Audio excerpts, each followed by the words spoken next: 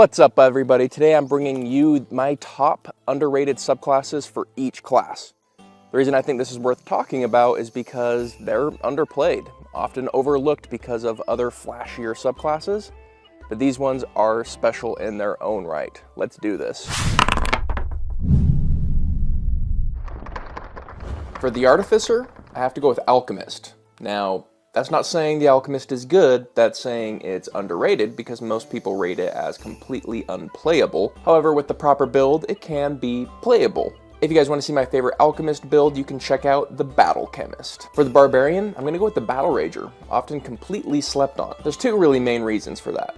Reason number one is they get a free bonus action attack. Even though it's a D4, still just a free bonus action attack, which is always good, especially once you consider it gets a rage bonus on top of it. When you combine that with their 6th level feature, which gives them temporary HP every time they reckless attack, meaning all the time, and then once you consider that temporary HP on a Barbarian is basically twice as much as it says it is, yeah, they're pretty dang tanky. I like them. If you want to see how I made my Battle Ranger pretty good, you can check out this video here.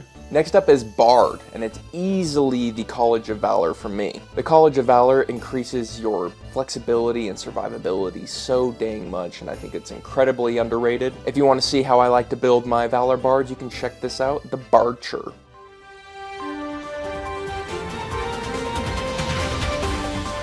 Breaking news, this just in.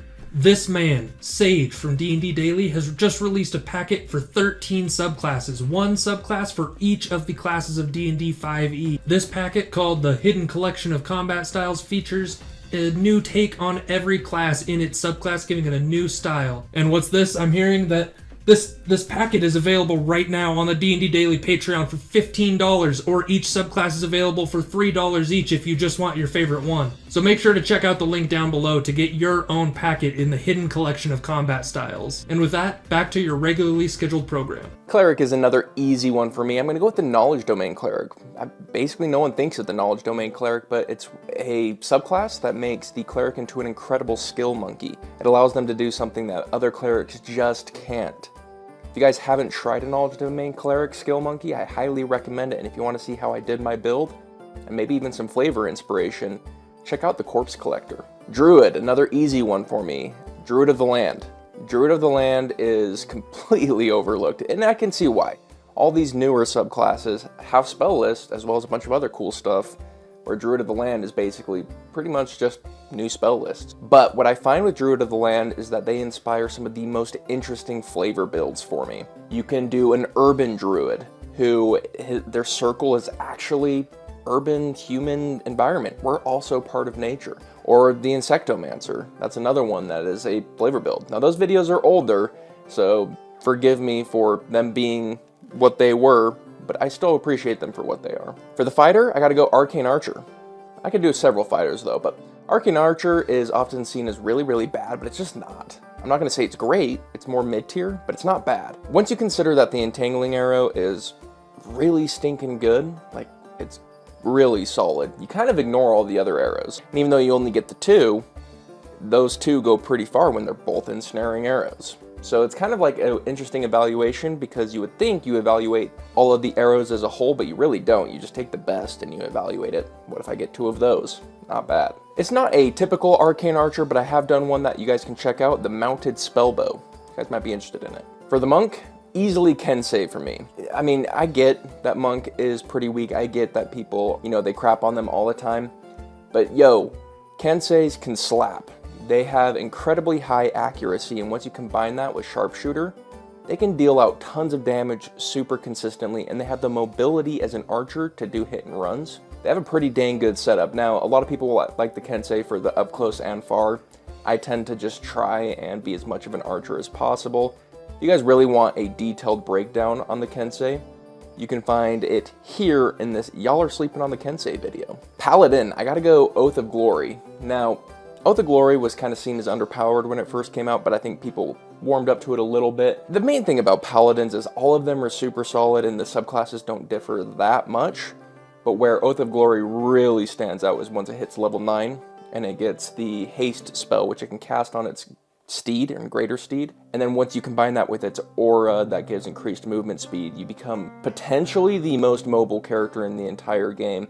hitting crazy like Mach 10 speeds, going like 300 feet per round, dropping people, picking them up, can get really insane. If you want to see a pretty nasty build, the Oath of Glory Paladin Grappler build is where you're going to find it. Next up we have Ranger. I gotta go with Fey Wanderer on the Ranger. Fey Wanderer is awesome. It's my favorite Ranger subclass. Makes you more of a face, and it totally opens up flexible playstyles where you can take Shillelagh and be more of a spellcasting Ranger. It's just different and unique, and a lot of people I feel like sleep on it because there's these other fancier, flashier ones, but I think as far as gameplay goes, you're going to have a lot of fun with the Fey Wanderer. For a pretty fun, unique flavor build on the Fey Wanderer, I'm going to go with the Wandering Trickster. It's a multi-class, but I think you guys will still get a lot out of it. Rogue is the easiest on this whole dang list. Thief. I don't understand why Thief is not talked about all the stinking time. Fast Hands is incredible. If I'm an advocate for one thing in D&D, it's that Thief is sick. Bonus action, steal their crap, whether it be what they use to cast spells or their money, whatever you want. Bonus action, use a bunch of flexible items, pick up teammates, heal allies, throw down cantrips, throw down a bear trap, all sorts of crap. Open a door, close a door, throw down a table and use it as cover. The sky's the dang limit. It really makes you feel like Batman, where you're using your utility belt, and it's all about being clever and preparation, and it's just fun. It's just good. It's just good D&D. Thief is great. For an optimized Thief build, I recommend checking out the Arcana Thief. This is a bit of a multi-class, but it's mostly Thief, and it's all about bringing the most out of Thief itself. All Sorcerers are good, and so it's kind of hard to say any are slept on, but out of all of them, I gotta say the Storm Sorcerer is the most slept on, and not because of lightning damage or anything like that. No, it's the extra mobility that they give you. I recommend checking out the Illusionist Sorcerer right here. The Illusionist Sorcerer is a really unique build. Not a lot of people have thought of it. I think you'll get a lot out of it by checking it out. For the Warlock, here's my thing with Warlocks, is they have to be able to be an Eldritch Blaster or be able to do something different. I like when they allow you to do something different. And for me, I'm going to go with the Celestial Warlock. The Celestial Warlock gives you a bonus to radiant damage, so you can use Sacred Flame instead of Eldritch Blast. Take all the invocations you would have invested into Eldritch Blast and do way more unique builds. So the one I have for you guys already is the tankiest Warlock you've ever seen. You can find that here, but I also have another build that is in the works that is a more aggressive, damage-dealing version of the Celestial Warlock. I really like them. They're a lot of fun. Finally, we've got the Wizard, which is easily the hardest on this list because every wizard is cracked. You really can't go wrong choosing any of them. So I'm going to personally say the Evocation Wizard, and I'll explain why. Because I know many people love the Evocation Wizard, but despite them thinking it's good, I don't think they think it's good enough.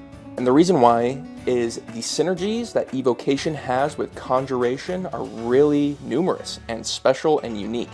Be a Summoner Evocation Wizard, and you're going to open up doors that you never knew Evocation Wizards could open up, and I have a build to show you guys how to do that if you're interested. It's called the Conjuration Combo King, and you'll find it right here. One of my favorite videos. And there you go. That's my one underrated subclass for every single class. If you guys want my one overrated subclass for every single class, let me know. Later.